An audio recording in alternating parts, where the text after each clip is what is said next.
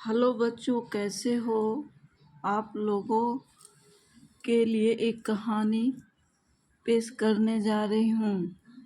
दोस्तों, आज की कहानी परी की है। निशा, अंजलि और परी। एक बार की बात है, एक गांव में दो लड़की रहा करती थी। एक का लड़की का नाम निशा था और दूसरे लड़की का नाम अंजलि था। वह दोनों लड़की एक ही घर की थी। निशा की माँ अब इस दुनिया में नहीं थी, लेकिन उसके पति ने दूसरी शादी कर लिए थे, जिसके कारण अब निशा की एक सौतेली माँ और बहन भी थी। निशा की सौतेली बहन अंजलि ही थी। निशा अंजलि को अपने सगी बहन के जैसे ही मानती थी, लेकिन अंजलि ऐसी नहीं थी। वह निशा को सौतेली बहन के साथ ही अपनी दुश्मन भी मानती थी। वही अंजलि की माँ का भावना भी कुछ इसी प्रकार का था। निशा सुबह उठने के बाद घर का सारा काम किया करती थी। उसके बाद बिना कुछ खाए वह दिन भर गाय और भैंस चराने गांव से बाहर जंगल की ओर जाया करती थी। पूरा दिन वह गाय भैंस को चराती और शाम को फिर घर आकर सारा काम किया करती थी। लेकिन इतना सारा काम करने के बाद वह जब भी खाना खाने बैठती थी, तब उसकी सौतेली माँ और बहन उसे खाना सही से खाने नहीं देती। निशा को उसके सौतेली माँ और बहन काफ़ी परेशान किया करते थे। इसके साथ ही वह उसे काफ़ी मारा करते थे। एक बार जब निशा का तबीयत बहुत खराब हो गया, फिर भी वह घर का सारा काम किया और गाय भैंस को चराने भी गई। जब उसकी तबीयत खराब थी और वह गाय भैंस चराने गई थी, तभी उसे एक काफ़ी कमज़ोर बूढ़ी नज़र आई और वह औरत इस लड़की के पास आई। औरत ने धीमी आवाज़ से कहा, "ऐ लड़की, मेरा गला सूखता जा रहा है। क्यों, तुम्हारे पास पानी है?" निशा के पास पानी तो था नहीं, लेकिन निशा ने अपनी भैंस का दूध निकालकर उस बूढ़ी औरत को पीने को दिया। बूढ़ी औरत निशा के इस व्यवहार से बहुत दुखी हुई। वह औरत वहाँ से चली गई। अगले दिन वह औरत फिर निशा के पास आई और पीने को पानी मांगा तो निशा ने उसे भैंस का दूध दिया। दूध पीने के बाद वह औरत फिर वहाँ से चली गई। यह बहुत दिनों तक चलता रहा। एक दिन निशा की सौतेली माँ ने भैंस के दूध पर ध्यान दिया।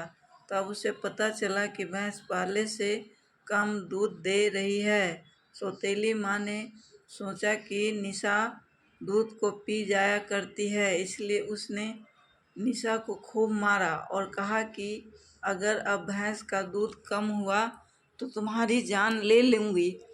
आज के बाद से तुम गाय भैंस को चराने नहीं जाओगी। अगले दिन निशा गाय भैंस को चराने नहीं गई, बस वह सारा दिन रोती रही। उसने सारा दिन काम किया और कुछ भी नहीं खाया। रात के समय जब निशा रो रही थी, तभी उसके सामने एक रोशनी दिखी। देखते ही देखते वह रोशनी बढ़ती गई। उस रोशनी में से एक परी बाहर आ गई। परी बोली, निशा, तुम डरो मत, मैं एक परी हूँ। मैं तुम्हारी मदद करना चाहती हूँ। तुम मेरी परीक्षा में पास हो गई हो। निशा ने कहा, कैसा परीक्षा? इस पर उस परी ने कहा, मैं ही वह बूढ़ी औरत हूँ जिसे तुम हर रोज़ दूध पिलाया करती थी।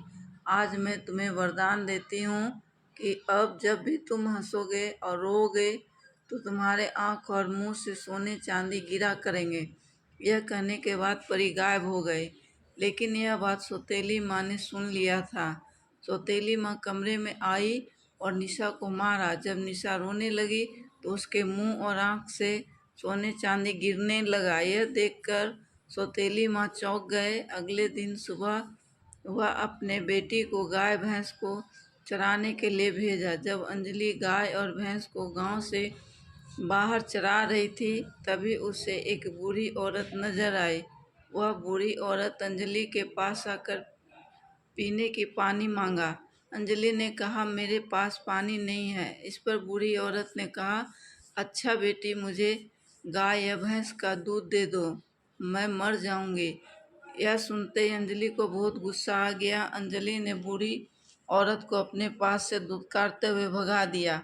जब शाम को अंजलि घर आई तो उसने माँ से सब कुछ बता दिया। बूढ़ी औरत के साथ अंजलि का व्यवहार सुनने के बाद माँ गुस्सा हो गई। गुस्से के कारण माँ ने अंजलि को एक तमाचा भी मारा। जब अंजलि रोने लगी तो उसके आंखों और मुंह से सांप और मेढक एवं बिच्छू निकलने लगा। यह नज़ारा देख दोनों पागल हो गए, लेकिन सौतेली माँ समझ गई यह सब उस परी का काम है। बहुत सी परी अच्छी होती है और वह इंसान की मदद करती है, पर कमज़ोर और परेशान इंसान की मदद भी करती है। इसके साथ वह इंसान जो दूसरे किसी इंसान को परेशान करता है उसे सबक भी सिखाती है। हमने ऐसे ही परी की कहानी लिखी है। उम्मीद है आप सबों को कहानी अच्छी लगेगी।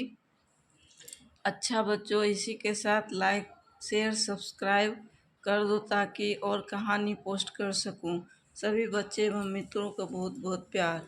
थैंक यू, धन्यवाद।